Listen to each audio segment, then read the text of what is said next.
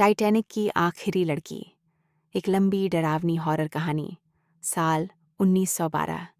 समुद्र की ठंडी हवाएं चीख रही थीं। दुनिया का सबसे बड़ा जहाज RMS टाइटैनिक अपनी पहली यात्रा पर निकल चुका था। जहाज पर अमीर लोग जश्न मना रहे थे, संगीत बज रहा था, लोग नाच रहे थे। लेकिन उसी जहाज के एक कोने में एक लड़की अकेली खड़ी समुद्र को घूर रही थी। उसका नाम था एलिजा। उसकी आंखें अजीब थीं। ऐसा लगता था जैसे वो किसी डरावनी चीज को पहले से जानती हो। जहाज के कुछ लोग कहते थे, उस लड़की से दूर रहना, उसकी परछाई तक अजीब है। लेकिन किसी ने उसकी बातों को गंभीरता से नहीं लिया। उस रात एक छोटा लड़का जहाज के गलियारे में रो रहा था। एलिजा उसके पास गई और धीरे से बोली, अपने कमरे में चले जाओ, आज रात समुद्र जाग जाएगा। लड़का डर गया और भाग गया। उसी समय जहाज का एक कर्मचारी यह सब सुन रहा था। वो हंस पड़ा। पागल लड़की। लेकिन कुछ घंटों बाद वही कर्मचारी गायब हो गया। उसकी लाश कभी नहीं मिली। रात के लगभग 11 बजे आसमान पर अचानक काले बादल छा गए। समुद्र शांत हो गया, इतना शांत कि लोगों को अपनी सांसों की आवाज तक सुनाई देने लगी। तभी एलिजा तेजी से जहाज के ऊपरी हिस्से की तरफ भागी। वो चीख रही थी, रुको, जहाज रोक दो, हमारे नीचे मौत है। लेकिन किसी ने उसकी बात नहीं सुनी। और फिर धड़ाम, एक भयानक आवाज पूरे जहाज में गूंज उठी। लोग गिर पड़े, चीखें सुनाई देने लगीं।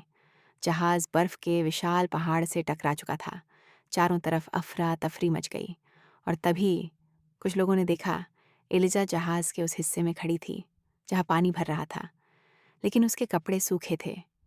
उसके पैरों के आसपास पानी जाते ही रुक जाता था। एक बूढ़ी औरत डरते हुए बोली, ये लड़की इंसान नहीं है। धीरे धीरे लोग लाइफ बोट में बैठने लगे। हर तरफ मौत का डर था। लेकिन उसी दौरान जहाज के अंदर से बच्चों के रोने की आवाज़ें आने लगीं। कुछ लोग उन्हें बचाने नीचे गए, लेकिन वो कभी वापस नहीं आए। एक आदमी भागता हुआ ऊपर आया। उसका चेहरा सफ़ेद पड़ चुका था।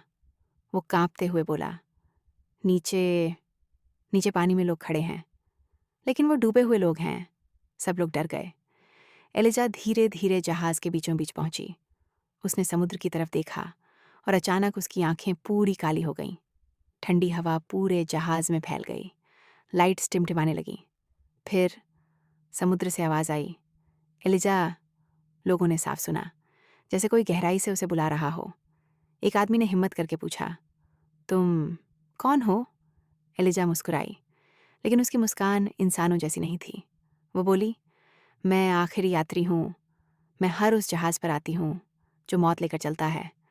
इतना सुनते ही अचानक जहाज़ जोर से हिलने लगा। लोग चीखने लगे। कुछ लोग समुद्र में गिर गए।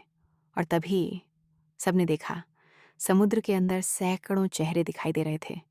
डूबे हुए लोग, खाली आंखें, सफ़ेद चेहरे। और वो सब एलिजा को देख रहे थे। जहाज़ अब धीरे धीरे डूब रहा था। बैंड अब भी संगीत बजा रहा था, लेकिन उनकी धुन अब डरावनी लग रही थी, जैसे मौत का संगीत हो। एक छोटा बच्चा रोते हुए एलिजा के पास आया। दीदी, क्या हम मर जाएंगे? पहली बार एलिजा की आंखों में आंसू आए। उसने बच्चे को गले लगाया और बोली, तुम नहीं। फिर उसने बच्चे को लाइफ बोट में बैठा दिया, लेकिन खुद पीछे हट गई। अब जहाज का आखिरी हिस्सा पानी में समाने लगा था। लोग समुद्र में कूद रहे थे, ठंड से चीख रहे थे। और तभी एक महिला ने देखा, एलिजा पानी के ऊपर खड़ी थी। हाँ, वो डूब नहीं रही थी। वो धीरे धीरे समुद्र के बीच चल रही थी। उसके आसपास काली परछाइयाँ थीं और वो सब उसे अपने साथ गहराई में ले जा रही थी। फिर अचानक सब कुछ शांत हो गया। जहाज समुद्र में समा चुका था। हजारों लोग मर चुके थे। लेकिन कहानी यहीं खत्म नहीं हुई। साल 1985, जब कुछ खोजकर्ताओं ने समुद्र के नीचे RMS टाइटैनिक के मलबे को खोजा, तो उनके कैमरे में एक अजीब चीज़ रिकॉर्ड हुई। वीडियो में एक सफ़ेद कपड़ों वाली लड़की दिखाई दी। वो जहाज़ के टूटे हुए दरवाजे के पास खड़ी थी। उसकी आंखें पूरी काली थीं। और कैमरे के बंद होने से पहले उसने धीरे से कहा, अब भी लोग मेरा इंतज़ार कर रहे हैं। उस वीडियो के बाद पूरी टीम गायब हो गई। केवल एक कैमरा मिला, और उस कैमरे के आखिरी फ्रेम में समुद्र की गहराई में वही लड़की मुस्कुरा रही थी। एलिजा, टाइटैनिक की आखिरी लड़की। कहाँ जाता है? आज भी जब कोई जहाज